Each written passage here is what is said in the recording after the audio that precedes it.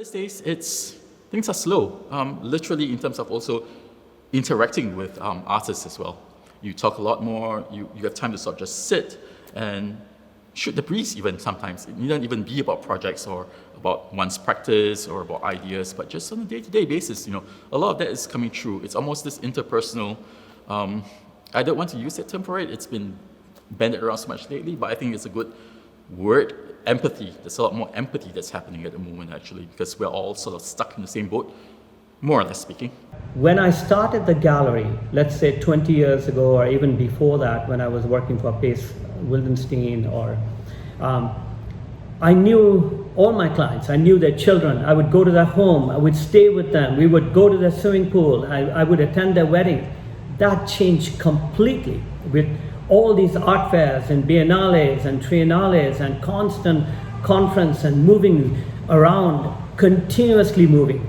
Time is relative. I think the experience of time was relative. I think while the length of time to consider and ponder these are about the same, I would say that the silence that the pandemic and the lockdown has created, the isolation, has made the time feel different from how I would have considered my works previously. I wouldn't say it's faster or slower, but the experience of it on a day-to-day basis is one that is nuanced in a way that is unfamiliar, yet quite exciting in its unfamiliarity, and it's stimulating.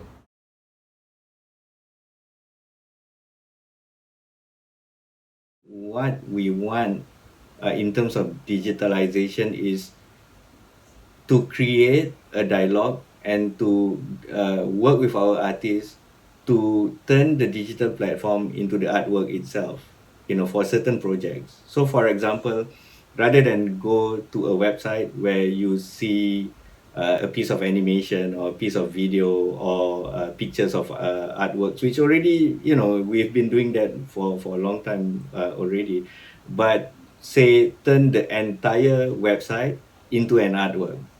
The biggest change I would say is the private and corporate clients who can no longer have that FaceTime or even being personally taken around the art fairs as we used to do. So they're more open now in terms of being able to see the pieces, and if necessary will help them kind of envision the pieces in their space through different technologies, and being able to have them have all the information that they need about the artwork without being there in person. So multiple high-res images, all the artist's background. You actually get a more in-depth view of some of the artworks than you might have before when you were just wandering through an art fair.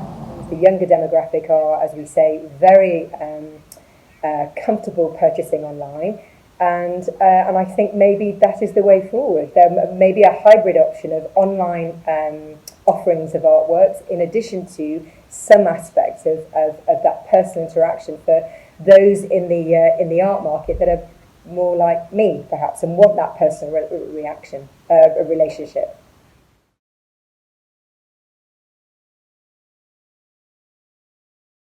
We are going to have more opinion pieces on our website, sharing of more writing, even directly with people on our mailing list, having real conversations. We are trying to meet people from different creative sectors. Like I've been meeting people from industrial design, even restaurateurs who are interested, in art and want to work with artists. So we are exploring a lot of territories that we never did before.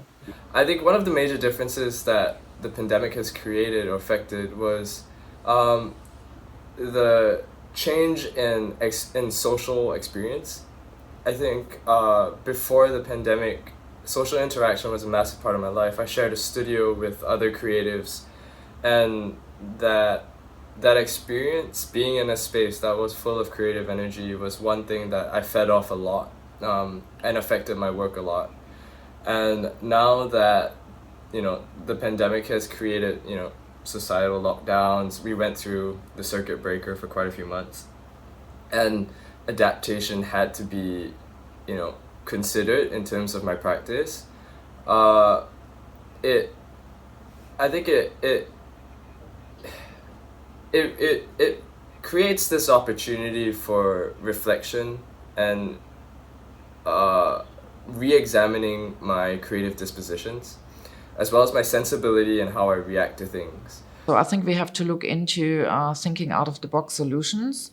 And that's always, I think, something very creative. And this is what we should be. We should be creative, and we should not go into our hoping to go back in our comfort zones. That will not work, not in the next 5 years and probably not in the next 10 years.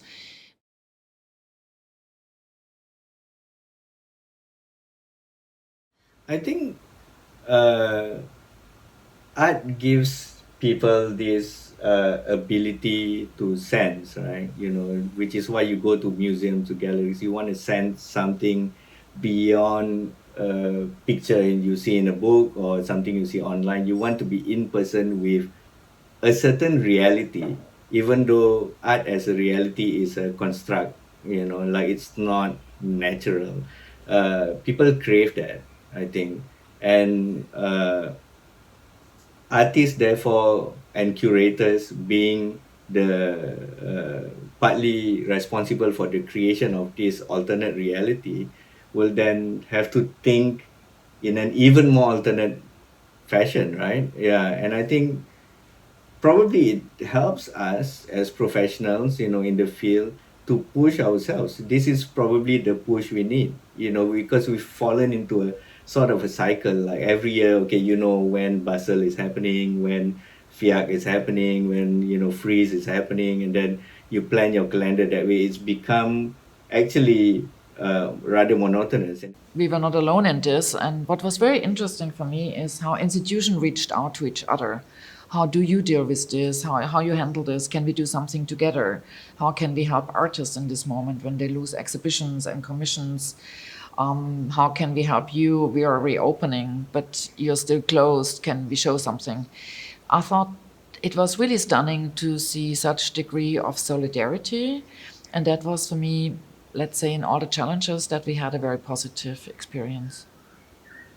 So the idea of spirituality, idea of caring for one another, and this kind of craziness of the art world of running after brand names only, and expansion, continuous sense of expansion, no matter what, go big or go home.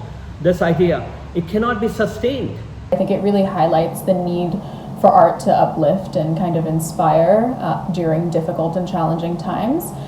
So the excessive part has been reduced down to absolutely a slower, thoughtful, and deeper interaction with people, one-to-one, and not too many hurly-burlynesses out the door.